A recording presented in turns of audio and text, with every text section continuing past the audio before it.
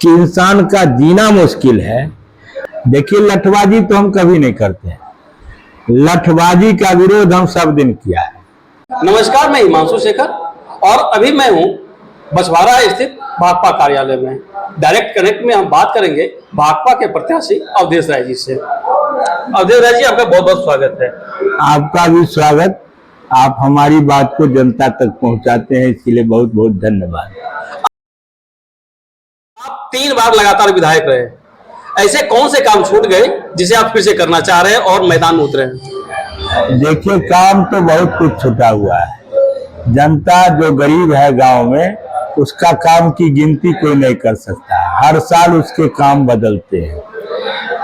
हमने एक बड़ा काम जो बछवाड़ा में किया था कि ग्रामीण कृषि व्यवस्था को नगरों से कैसे जोड़ा जाए, उसमें बड़ी सफलता हमको मिली थी। कुछ जगह वो पीछा रह गया, उसको भरपाई करना, और जो व्यवस्था हमने किया था उस व्यवस्था को 10 साल के भीतर में जैसे सेंधमारी हो जाता है, वो व्यवस्था ही चौपट हो गई, रख रखाव नहीं होता था, वो खत्म हो गई। गांव की सिंचाई व्यवस्था को हमने, ग्रामीण कृषि व्यवस्था को, सिंचाई को बढ़ाने का प्रयास किया।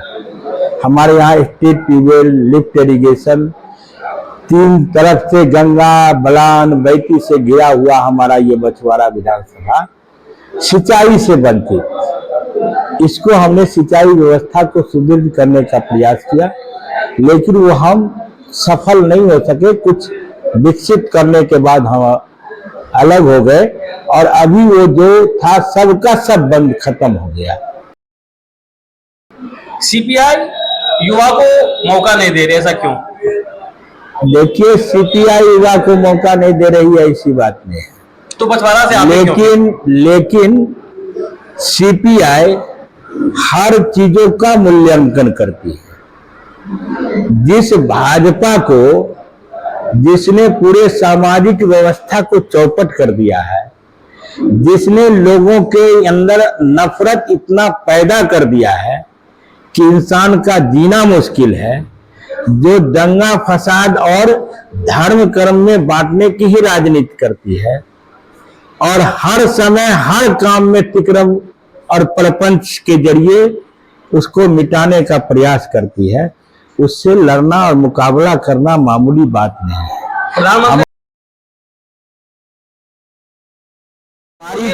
प्रधानमंत्री मोदी ने इलाहाबाद स्थित मैदान में कहा था कि यह महागठबंधन ही लठबंधन है। तो क्या बछवाड़ा में आपके और कांग्रेस प्रत्याशियों के बीच वोटों की लठबाजी होगी? देखिए, लठबाजी तो हम कभी नहीं करते हैं, लठबाजी का विरोध हम सब दिन किया है। बेगूसराय में औद्योगिक क्षेत्र को बंद करने वाली भाजपा, जिसको औद्योगिक क्षेत्र को आगे बढ़ाने की लड़ाई कम्युनिस्ट पार्टी और महागठबंधन का साथ लेके, अन्य लोगों का साथ लेके लड़ती रही। कई कारखाने बंद कर दिए और जो जहरीला कारखाना खोला है उसमें बेगूसराय के एक भी युवक को रोजगार नहीं दिया, इसलिए वहां भी हम लड़ते रहे।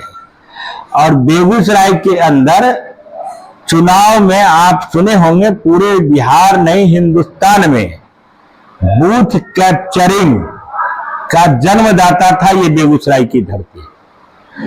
और जो कांग्रेसी लोग थे वही बूथ कब्जा करने की रणनीति की शुरुआत की थी।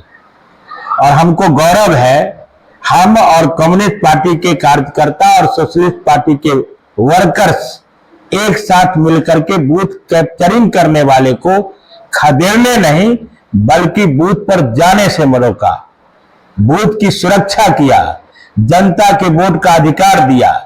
इसलिए हम लाठी लेकर के नहीं लड़ते हैं, बंदूक लेकर नहीं लड़ते हैं, जनबल के साथ बंदूक से मुकाबला किया है। समाज के सिद्धांतों पर पले बढ़े कन्हैया ने पिछले दिनों बगल के जिले समस्तीपुर में कहा था, इशारों में, कि आप बुजुर्ग हो गए, आपको बैठना चाहिए और आशीर्वाद देना चाहिए युवा को। क्या कहेंगे? देखिए, मार्क्स के ज्ञान को अर्जन गांव में धरती और मिट्टी में काम करने वाले लोगों को ज्यादा होती है। दुर्भाग्य से चले तो गए बड़े संस्थान, जेएनयू में, लेकिन जेएनयू में भी उन्होंने वैसे नौजवानों को प्रशिक्षित और संगठित नहीं किया। लेकिन जेएनयू के प्रोजेक्ट थे, यहां भी कम्युनिस्ट परिवार से जन्मे थे, इसलिए तो थोड़ी सी चमक दमक थी। लेकिन जो कम्युनिस्ट पार्टी की जमात को छोड़ देगा वो कभी भी मार्क्सवादी नहीं हो सकता है और कभी भी समाज सेवक नहीं हो सकता है। कॉमरेड चंद्रशेखर उससे 1000 गुना ज्यादा सुखी परिवार में जन्मने वाला।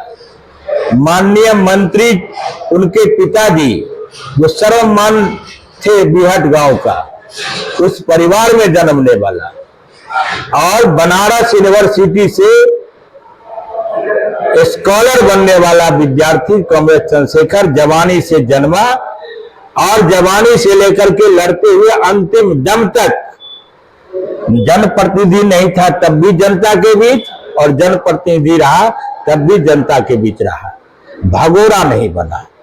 जो भगोड़ा हो गया और कम्युनिस्ट पार्टी की जमात से चला गया वो इतना बड़ा भ्रष्ट बनेगा, इसका आप उम्मीद नहीं कर सकते हैं। किसी का नाम हम लेना नहीं चाहते। बहुत बहुत धन्यवाद।